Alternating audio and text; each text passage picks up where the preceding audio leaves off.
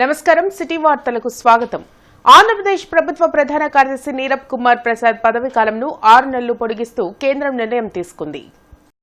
CM Chandrababu కోరడంతో DoPT ఈ మేరకు ఉత్తర్వులు జారీ చేసింది. జూలై 1 నుంచి డిసెంబర్ 31 వరకు సీఎస్ పదవీ కాలం పొడిగించింది. ఏపీ మెడికల్ ఎంప్లాయీస్ యూనియన్ 18వ రాష్ట్ర మహాసభ గుంటూరులో జరిగింది.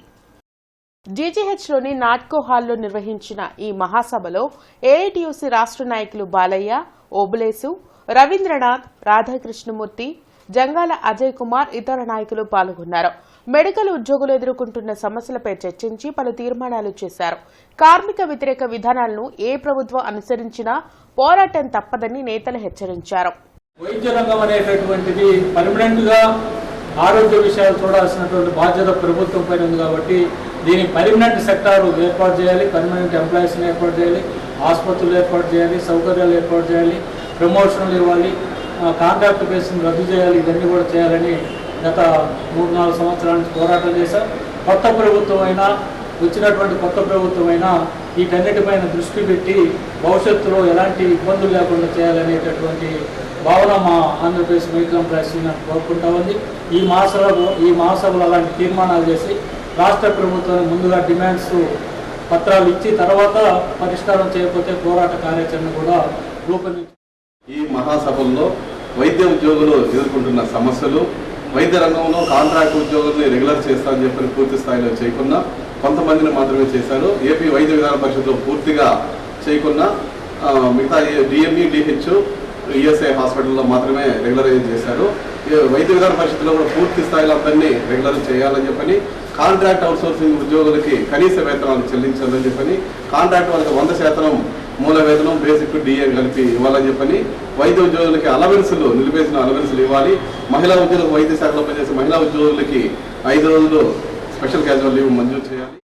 ఆంధ్ర క్రికెట్ అసోసియేషన్ ఆధ్వర్యంలో అండర్-16 మల్టీడే ఇంటర్ డిస్ట్రిక్ట్ క్రికెట్ పోటీలు జరుగుతున్నాయి. మంగళగిరి పేరేచర్లలోని ఏసీఏ గ్రౌండ్లో ఈ టోర్నమెంట్లు నిర్వహిస్తున్నట్లు క్రికెట్ అసోసియేషన్ జిల్లా ప్రెసిడెంట్ రమణమూర్తి తెలిపారు. రానున్న రోజుల్లో జాతీయ స్థాయిలో పోటీలను నిర్వహించేందుకు ఏసీఏ ప్రయత్నాలు చేస్తుందని చెప్పారు. కార్యక్రమంలో ఏసీఏ రాష్ట్ర సెలెక్టర్ కోటారెడ్డి, నాగార్జున తదితరులు పాల్గొన్నారు.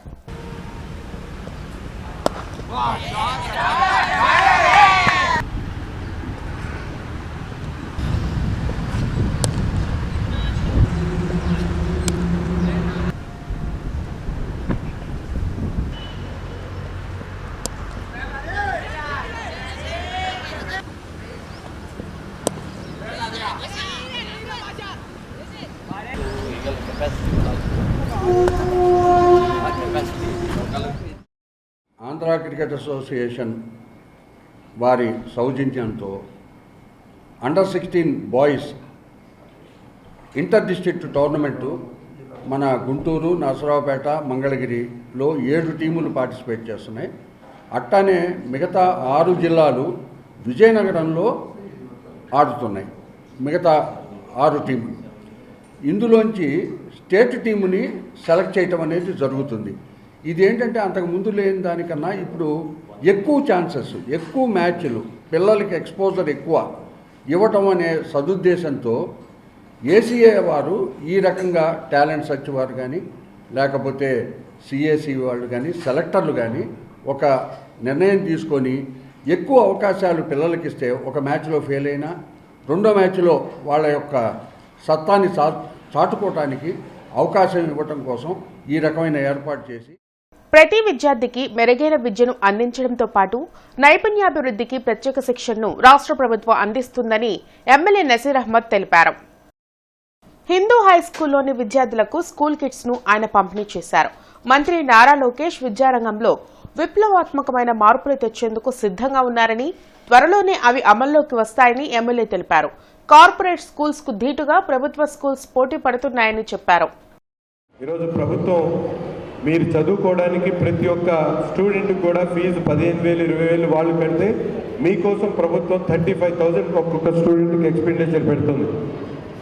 అంటే మీకోసం గవర్నమెంట్ చదువుకోవడానికి ఒక మంచి కార్యక్రమాన్ని ఈరోజు ప్రైవేట్ స్కూల్స్ కన్నా ధీటుగా గవర్నమెంట్ స్కూల్స్ డెవలప్ అవుతున్నాయి. గవర్నమెంట్ స్కూల్స్లో గతంకి ఇప్పటికి చాలా తేడా ఉంది. గతంలో ఎప్పుడు కూడా ఇటువంటి కల్చర్ లేదు. చంద్రబాబు నాయుడు గారు ఈరోజు రాష్ట్రంలో ఉన్నటువంటి స్కూల్ ఎడ్యుకేషన్ని మార్పు చేయాలన్న ఆలోచనతో గత 15 సంవత్సరాల క్రితమే యూనిఫామ్స్ అనేది తీసుకొని వచ్చారు. ఇంతకుముందు గవర్నమెంట్ స్కూల్స్లో యూనిఫామ్ కూడా ఉండేది కాదు. దాన్ని డెవలప్ చేసుకుంటూ అనేక విధాలుగా ఈరోజు యూనిఫామ్తో పాటు సాక్స్, బెల్ట్, టై, అలాగే షూస్, బుక్స్, టెక్స్ట్ బుక్స్ అన్నీ ఇస్తున్నారు. నోట్ బుక్స్ కూడా ఇస్తున్నారు. మధ్యాహ్నం మిడ్ డే స్కీమ్ పెట్టారు. ఇట్లాంటివన్నీ కూడా జరుగుతున్నాయి. కాబట్టి మీరందరూ బాగా చదువుకొని. వినుకొండ సమీపంలోని కొత్తపాలెం వద్ద ఘోర రోడ్డు ప్రమాదం జరిగింది. ఇన్నోవా కారు అదుపు తప్పి చెట్టును ఢీకొంది. ఈ ప్రమాదంలో గుంటూరులోని లక్ష్మీపురంకు చెందిన బాలగంగాధర్ శర్మ, యశోదతో పాటు కార్ డ్రైవర్ మృతి చెందగా మరో 4 తీవ్రంగా గాయపడ్డారు. బళ్ళారి నుంచి గుంటూరు వస్తుండగా ఈ ప్రమాదం జరిగింది. కేసు నమోదు చేసిన పోలీసులు దర్యాప్తును ప్రారంభించారు.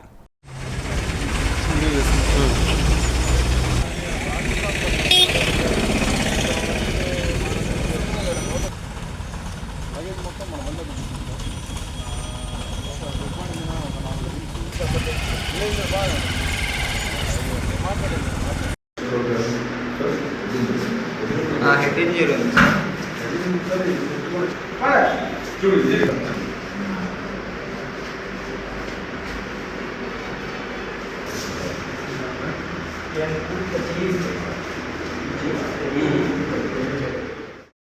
విభిన్న ప్రతిభావంతులైన అందులకు బ్రైలీ లిపిలో పాఠ్య పుస్తకాలను రాష్ట్ర ప్రభుత్వం ముద్రించి ఇవ్వాలని ఏఎస్ఎఫ్ డిమాండ్ చేసింది. హిమనీ సెంటర్లోని మహాత్మాగాంధీ విగ్రహం వద్ద ఈ మేరకు ధర్నా నిర్వహించారు. కేంద్రం ఇచ్చిన నిధులను గత ప్రభుత్వం దారి మళ్లించిందని ఆరోపించారు. బృందావన్ గార్డెన్స్లోని బ్రైలీ ప్రెస్లో ప్రింటింగ్ చేయకుండా నిధులు దుర్వినియోగంకు అక్కడ ఉన్నతాధికారులు పాల్పడుతున్నారని ఏఎస్ఎఫ్ నేత బందెల నాసర్జీ ఆరోపించారు.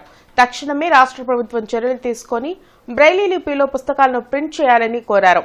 బ్రైలీ ప్రెస్లో ఈరోజు రాష్ట్ర వ్యాప్తంగా అందరు విద్యార్థులకి, పూర్తిగా బ్లైండ్ స్టూడెంట్స్కి 1 నుంచి 10వ తరగతి వరకు పుస్తకాలను ముద్రించండి అని చెప్పని కేంద్ర ప్రభుత్వం ఇచ్చింది. ఆ రోజు బిల్డింగ్ లేకపోతే బృందావన్ గార్డెన్స్ 4వ లైన్లో 2017లో ముఖ్యమంత్రి ఉన్నటువంటి నారా చంద్రబాబు నాయుడు గారు 35 లక్షల రూపాయలు కేటాయించి బిల్డింగ్ కూడా కట్టించారు. కానీ అక్కడ ఉన్నటువంటి ఎండి కుమార్ రాజా ఈరోజు అందుల సొమ్ము దోచుకోవడానికి ఈరోజు అవినీతి పడుతూ ఉన్నాడు. ఈరోజు మేము ఏఎస్ఎఫ్కి అడుగుతూ ఉన్నాం. ఈరోజు అక్షరమే ఆయుధం నమ్మి ఈరోజు చీకట్లో నుంచి వెళుతూ రావాలంటే, మాకు ఉద్యోగాలు పొందాలంటే చదువు ఆయుధం అని చెప్పి నమ్మేటువంటి ఈ విద్యార్థులని ఈరోజు ఆ సొమ్ము తిన్నందుకు సిగ్గు లేదా అని చెప్పని ఎండి కుమార్ రాజాని ఏఐఎస్ఎఫ్ రాష్ట్ర సమితిగా మేము ప్రశ్నిస్తూ ఉన్నాం. పేరుకే బ్రైలీ ప్రెస్ కానీ వాళ్ళ సొంత ప్రయోజనాల కోసం ఉపయోగించుకుంటున్నారు. కనీసం మా బ్లైండ్స్కి బుక్స్ అందించడానికి కూడా చాలా దృష్టి లోపడింది.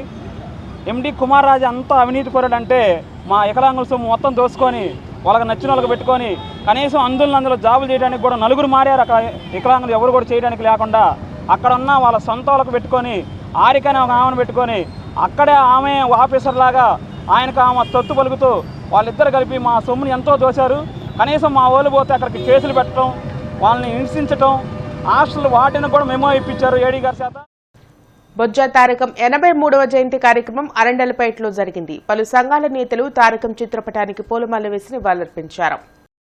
డాక్టర్ బిఆర్ అంబేద్కర్ స్ఫూర్తితో బొజ్జా తారకం అనేక సంఘాలను ఏర్పాటు చేసి కార్మికుల సమస్యల పరిష్కారానికి చొరవ చూపారని భీమ్ భారత్ వ్యవస్థాపక అధ్యక్షులు పాగళ్ల ప్రకాష్ తెలిపారు.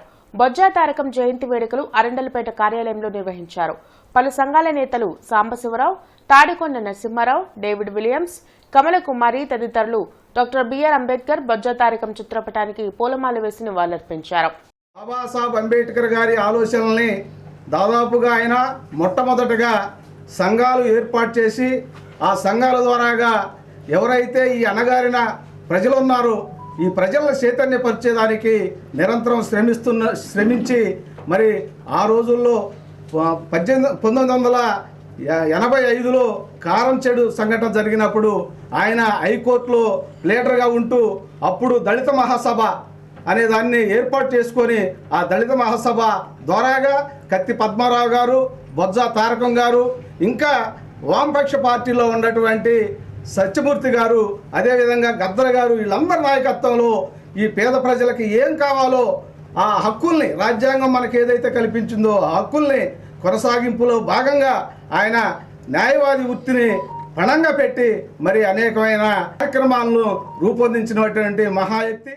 ప్రతిపాడు నియోజకవర్గం గారపాడు ఎస్సీ కాలనీలో వైసీపీ నేతల దాడిలో గాయపడిన టీడీపీ కార్యకర్తలు గుంటూరు ప్రభుత్వాసుపత్రిలో చికిత్స పొందుతున్నారు. గాయపడిన టీడీపీ కార్యకర్తలను ఎమ్మెల్యే బోర్ల రామాంజనేయులు పరామర్శించి మెరుగైన వైద్యం అందించాలని జీజీహెచ్ వైద్యులకు సూచించారు.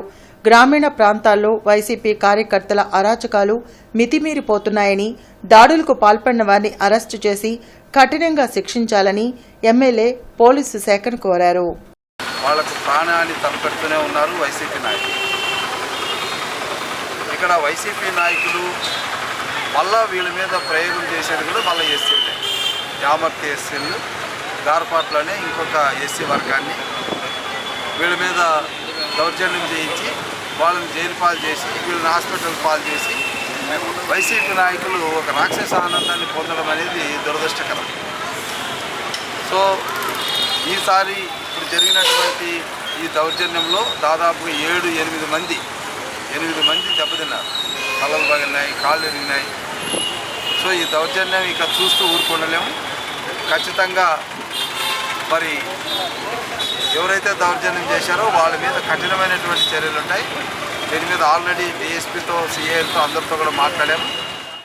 ఇవి ఇప్పటివరకున్న వార్తా వివరాలు. మరికొన్ని వార్తా విశేషాలతో మళ్ళీ కలుద్దాం. అంతవరకు సెలవు. నమస్కారం.